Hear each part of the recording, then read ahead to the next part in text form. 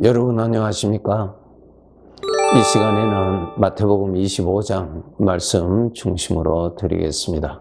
14절, 19절 말씀에 이렇게 기록되어 있습니다. 어떤 사람이 타국에 갈 때 그 종들을 불러 자기 소유를 맡김과 같으니, 19절에는 오랜 후에 그 종들의 주인이 돌아와 그들과 결산할세 라는 말씀이 있습니다. 주님께서 비유하신 것이죠. 어떤 신분이 높은 사람이 자기 종들에게 자기가 어느 기간 동안 멀리 가 있다가 돌아올 테니까 내가 너에게 이렇게 큰 돈을 맡긴다. 이것 가지고 장사하라고 그렇게 맡겼습니다. 어떤 사람은 5달란트, 어떤 사람은 2달란트, 어떤 사람은 1달란트 각각 주인이 맡기고 갔습니다. 이 비유에 보시면은 주인의 돈을 그 종들에게 종의 소유로 준 것 아니고 주인이 뜻이 있어서 그 돈을 맡겨서 그것을 가지고 장사하라고 한 것입니다. 주인을 위하여서 일을 하는 것이죠. 여기에서 우리가 알아야 될 것이 주인이라는 것을 알고 살아야 됩니다. 창세기 1장을 읽어보시면은 태초에 하나님이 천지를 창조하셨다. 그렇게 말씀하고 계십니다. 무엇입니까? 천지, 이 만물의 주인은 하나님이시다. 하나님이 창조하셨다. 주인이시라는 말씀입니다. 그 가운데 우리 사람도 하나님이 창조하셨죠. 우리 사람의 주인이 하나님이십니다. 나도 사람이지요. 그럼 나의 주인도 하나님이십니다. 그것이 창세기 1장 1절에 주인을 말씀하고 계십니다. 그리고 성경 제일 마지막 장 요한계시록 22장 12절에 보시면은 내가 줄 상이 내게 있어 각 사람에게 그가 행한 대로 갚아주리라. 주인이 맡기신 삶을 계산한다는 뜻입니다. 이것 알고 우리가 살아야 됩니다. 그런데 우리 사람들은 자기 자신이 주인으로 알고 주인 행세로 삽니다. 모든 사람이요. 이거 죄 때문에 그러한 것입니다. 죄가 사람 안에 들어가서 그렇게 만들어 버렸어요. 생각하는 것이 그렇게 되도록, 판단하는 것도 자기 중심으로 판단하도록 그렇게 되어버렸어요. 마치 술에 취한 사람은 자기 나름대로 생각하고 자기 나름대로 말을 하고 하지만은 정상적인 사람이 볼 때는 그 정상적인 판단이 아니죠. 그와 같은 것입니다. 하나님이 보실 때 사람은 정상적인 것이 아닙니다. 전부 다 죄로 다 기울어졌어요. 전부 이기적인 존재로 되어버렸잖아요. 이기적인 것이라는 가장 대표적인 것이 무엇입니까? 자기가 주인입니다. 자기가 좋아하는 대로 살잖아요. 이것이 이기적인 것이, 주인이 없는 것, 자기가 주인이 된 것입니다. 주인 앞에서 가장 큰 죄가 주인을 부인하고 주인을 무시하고 자기가 주인으로 사는 것이 가장 큰 죄입니다. 우리가 예수 그리스도를 믿어서 구원을 받고 예수님을 주인으로 섬기고 살지만은 아주 뼛속 깊이 사무처에 있는 사상이 무엇인가 하면 내가 주인이라고 하는 것입니다. 이 세상 떠날 때까지 그 사상이 살아 나타납니다. 나타날 때 우리는 그것을 철저하게 부인해야 됩니다. 철저하게 대적해야 됩니다. 그 죄에서 오는 것이거든요. 가룟 유다의 마음에 어떤 생각이 들어왔습니까? 어떤 생각이 살아있어요? 예수님을 팔아 넘겨야 되겠다고 하는 생각이 들어와서 그 생각이 가룟 유다의 마음에 자리를 찾고 있었어요. 그 생각은 어디서부터 왔다고 기록되어 있습니까? 요한복음 13장 2절 읽어보세요. 사탄이 준 생각이라 그랬습니다. 오늘날 우리 모든 사람에게 내가 주인이라고 하는 그 생각, 그 사상은 사탄이 심어준 것입니다. 우리 믿는 자에게도 그 사상이 살아 있습니다. 우리 구원받은 자들, 우리가 이 세상에 하나님이 없다고 하는 사람들과 함께 섞여서 사회생활하죠. 심지어는 가정생활까지도 할 수도 있죠. 저들에게는 하나님이 없고 자기 자신이 주인이라고 하는 철저한 그 사상 안에서 평생 사는 사람들과 어울려 삽니다. 그렇게 사는 사람이 하나님을 믿는 사람보다 훨씬 많습니다. 믿는 사람이 이 세상 사람들의 영향을 절대적으로 받을 수 있는 그러한 상황입니다. 그러한 분포에서 우리가 정신 차리지 아니하면 하나님의 말씀을 가까이 하고 하나님의 말씀을 듣지 않고 진리의 말씀을 계속 우리가 듣고 묵상하고 살지 아니하면 세상 사람들과 함께 섞여 살기 때문에 그 사상에 물들게 됩니다. 오늘 본문의 말씀에서 주인이 종들에게 각각 주인의 돈을 맡기면서 내가 돌아올 때까지 장사하라고 그랬습니다. 열심히 장사하라고 그랬어요. 주인을 위해서 장사하는 것이죠. 자기 자신을 위해서 하는 것 아닙니다. 그런데 세월이 많이 지나서 주인이 왔습니다. 계산했죠. 주인을 위해서 얼마나 장사했는지를 계산했다고요. 그가 얼마나 내가 주인이 없을 동안에 행복하게 살았느냐 그거 계산하지 아니하고 주인을 위해서 얼마나 잘 살았느냐, 얼마나 장사를 열심히 했느냐를 계산했습니다. 구약에 보면은 욥의 신앙에 대해서 하나님께서 기록해 두셨습니다. 욥은 정말로 주인을 알고 잘 살았다고 하나님께서 기록해 두셨어요. 가장 대표적인 그의 삶에서 한 부분을 하나님이 기록으로 남겨 두셨는데요. 욥기 1장을 보시면은 그 많은 재산, 나쁜 사람들이 와서 종들을 죽이고 재산을 빼앗아가고 그렇게 큰 어려움을 겪죠.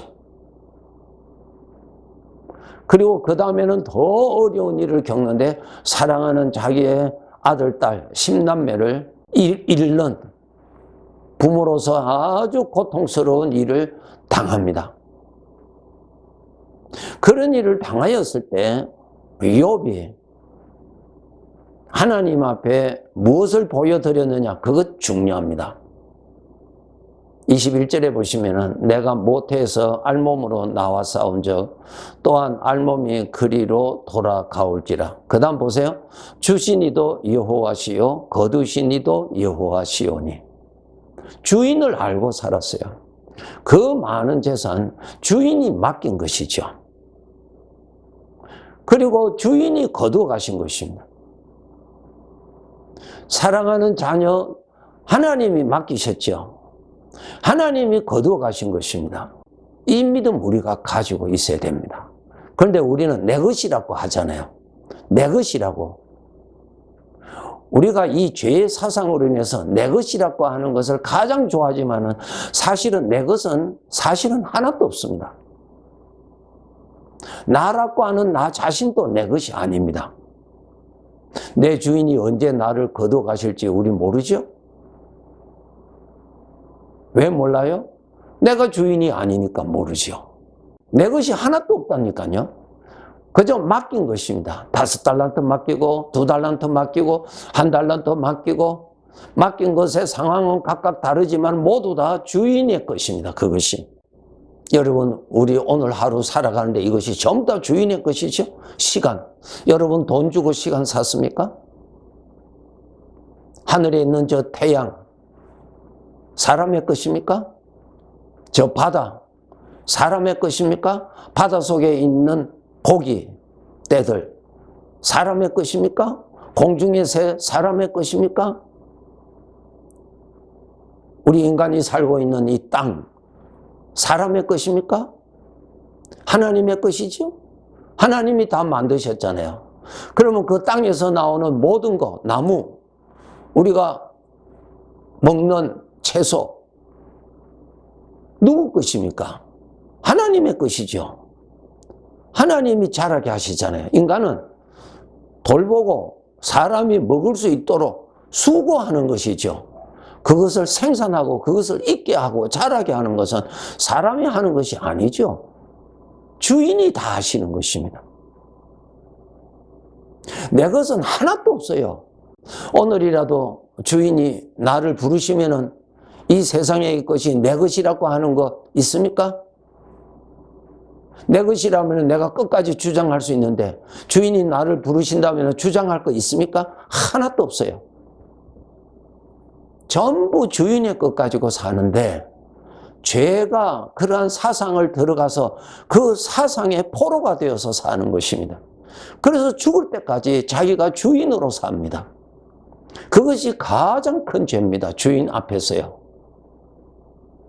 그런데 욥은 하나님의 구원으로 그러한 죄에서 온 사상에서 포로로 살지 아니하고 거기서 구원받아서 진정한 주인이신 하나님 안에서 그가 살았다는 것입니다.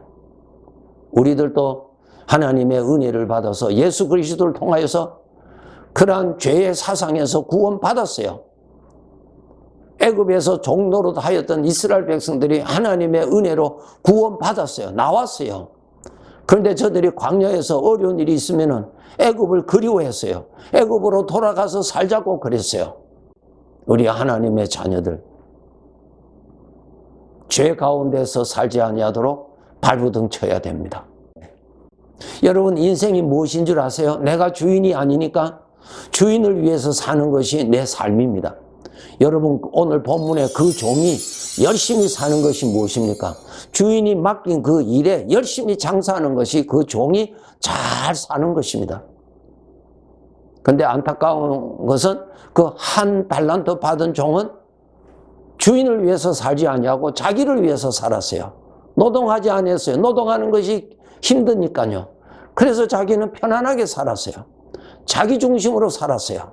시간이 되니까 주인의 부르심을 받았죠. 주인의 부르심을 받았을 때 완전히 극명하게 차이가 나타나죠. 주인을 위해서 열심히 부지런히 땀을 흘리고 주인을 위해서 산 그 종에게 어떻게 됐어요? 불행이 왔습니까? 행복이 왔습니까? 그 주인은 열심히 일한 그 종, 주인을 위해서 충성히 산 그 종에게 아주 귀한 복을 평생 누릴 수 있도록 복을 주었어요. 그러나 주인을 위해서 살지 않고 자기 자신을 위해서 살았던 그 종은 버림받고 어둠에서 고통을 당하면서 살았어요. 이 비유는 너무너무 중요한 비유입니다. 속지 마세요. 자기 자신이 주인이라면 자기 자신을 위해서 충성히 살세요. 그러나 여러분, 내가 주인이 아닙니다. 나의 것은 하나도 없어요. 다 주인이 맡기신 것입니다. 주인을 위해서 열심히 사세요. 죄에서는 뭐라고 하는 줄 아세요? 가장 어리석은 자라고 말합니다. 다시 말씀드릴게요. 하나님이 나를 사랑하십니까? 마귀가 나를 사랑합니까? 마귀가 나에게 영원한 복 받기를 원합니까? 저주 받기를 원합니까? 이 세상은 철저하게 자기 자신을 위해서 살아라고 외칩니다. 이 세상의 식은 자기가 돈 주고 산 것 아니에요. 이 세상에서 산 그 달란트, 그 재능, 자기가 돈 주고 산 것 아니에요. 주인이 다 맡긴 것입니다.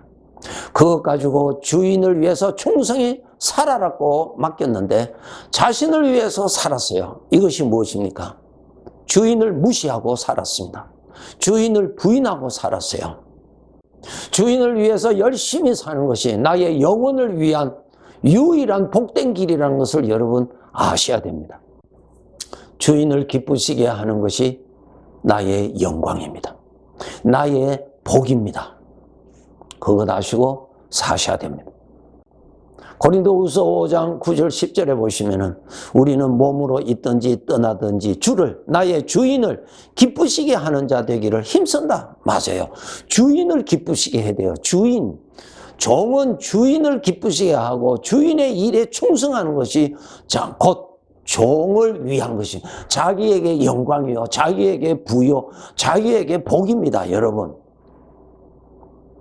이는 우리가 다 반드시 그리스도의 심판대 앞에 나타나게 되어 각각 선악간에 그 몸으로 행한 것을 따라 받으려 함이라. 예. 우리가 반드시, 우리 믿는 자들도 반드시 주님 앞에, 주인 앞에 가서 심판받습니다. 이것 알고 사셔야 됩니다. 내 것은 하나도 없는데 죄로 말미암아 모든 것이 내 것이라고 말하고 더 내 것을 더 만들려고 발부둥 치고 삽니다. 속지 마세요. 주인이 계십니다. 주인을 위해서 충성히 사는 것이 자기 자신을 위하여서 충성히 사는 길입니다. 깨달으셔야 됩니다. 우리 잠시 후면은 주인이 각각 우리를 부르실 것입니다. 우리 주님 마태복음 6장에서 말씀하셨죠? 내 자신을 위하여 하늘에 보물을 쌓아두라. 주인께 충성하는 것이 자기 자신에게 충성하는 것입니다. 이 비결을 꼭 깨달으시고 더 정신을 가다듬고 우리의 일상생활에서 함께 계시는 주님을 의식하고 주님을 모시고 주님을 높이면서 살도록 열심히 살아갑시다. 네, 감사합니다.